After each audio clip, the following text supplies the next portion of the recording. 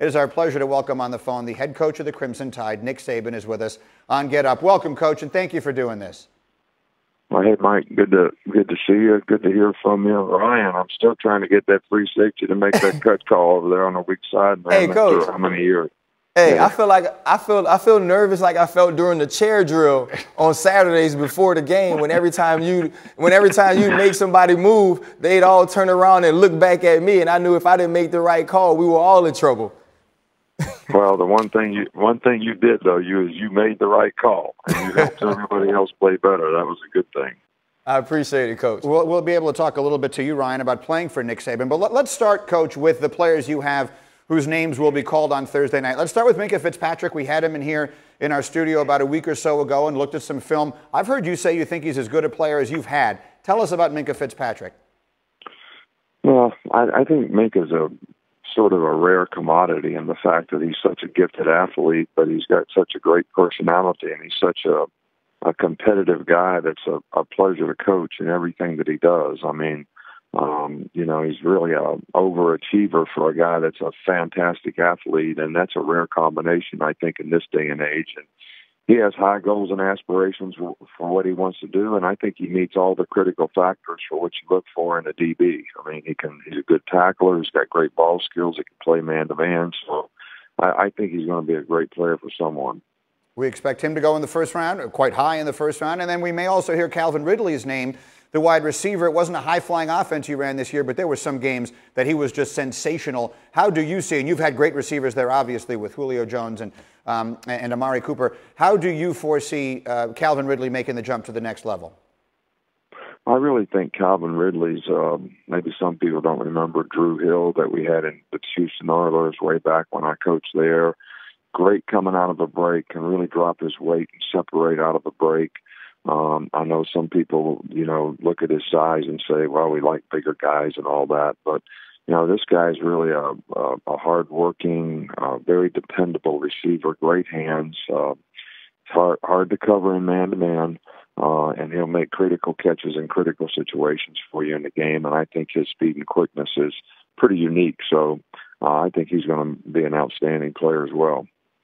Coach, when we were at LSU, I remember, I believe it was your first year, you had Josh Booty and Rohan Davey, and we were in the bowl game, and you made a decision that you were going to play Rohan after Josh had started the whole year. We ended up winning that game, and that was a much easier circumstance to make that call. What prompted you to make the call to make the quarterback change after Jalen had done so much for the team? You had gotten you guys to that point. How did you know that putting Tua in the game would make the difference and allow and give you guys a chance to win?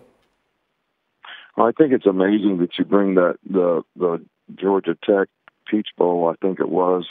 Yes, it was, Coach. We were at LSU. Because it was a really similar situation. Josh was struggling in the first half.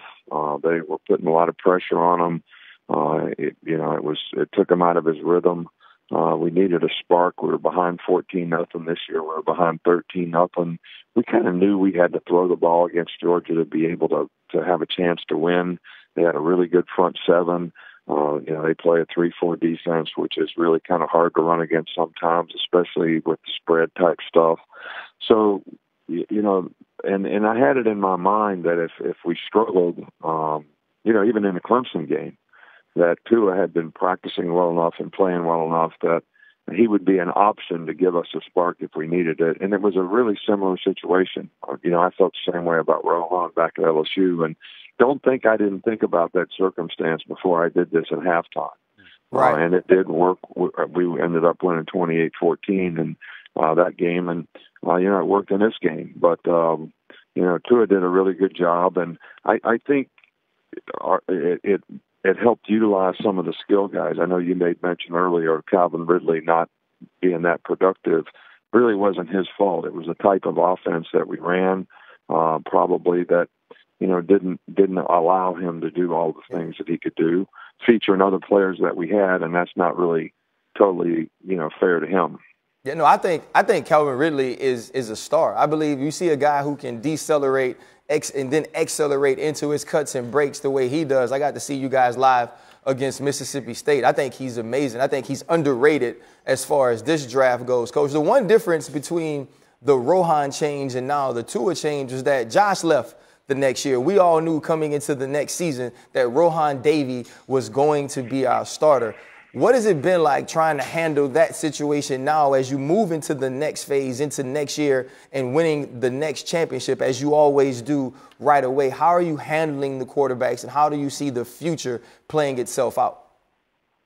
Well, I have great respect and trust for both guys. I mean, we'd have never, been where we got to in the national championship game in the playoffs if it wasn't for Jalen and a great job that he did to get us there. And Tua gave us a spark and played, outstanding in the second half to be able to come back and win the championship. So I think being fair and honest with both guys moving forward, giving them an opportunity to compete, no different than you would at any other position, be it right guard or right corner. So, and I know that that's a little more difficult to do because of all the outside noise that's always going to surround the quarterback position. But I've encouraged both guys to focus on what they can control, which is their performance, and not worry about all that stuff. And, we'll see who the best quarterback is and who gives us the best chance to win in the fall. And, if both guys can contribute, that's a possibility too.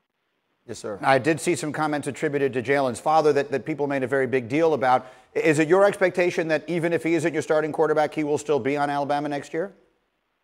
Well, I don't know. I don't know that I'm in a position to make that sort of decision. I think that I want what's best for our players. I talked to Jalen's dad the day before, and he made no indication of, some of the things that were, said in this article. So, I think that both players need to focus on the things that they can control, which is, their performance, and try to perform well. And whatever's best for their future and their career is what we'll support. And, hopefully that'll be at Alabama.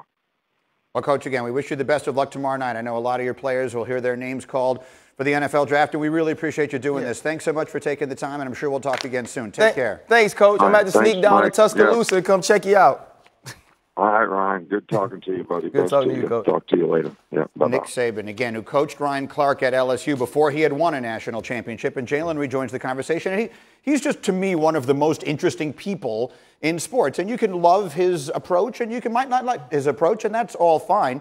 But to me, I just find him fascinating. Just give us a quick idea of what it was like to play for him. I mean, playing for Coach Saban, it was a test every day. Every day was an interview. I remember that year, he's talking about me making certain checks and doing certain things and lining everybody up. And I did it from the day he got on campus until the time I left. And preparing for that bowl game against Georgia Tech, I remember being late on a check, not missing it, but being late, and him just tearing me a new one and getting on me so bad. Legitimately, I took my shoulder pads off, and the field was about a 5-minute walk from the locker room in the stadium. And I was going to walk off the field. I was going to quit. And there was a graduate assistant. I was like, Ryan, you have a chance to play in the league. Don't do this. And he brings me in, and I ask him, I said, well, why do you treat me this way when I make all the checks, I do all the work? And he said, because I know you can handle it. And a lot of the times I want people to see me talk to you a certain way and hear certain things I tell you, and so they can understand them and move on with the way they play. And so he's been great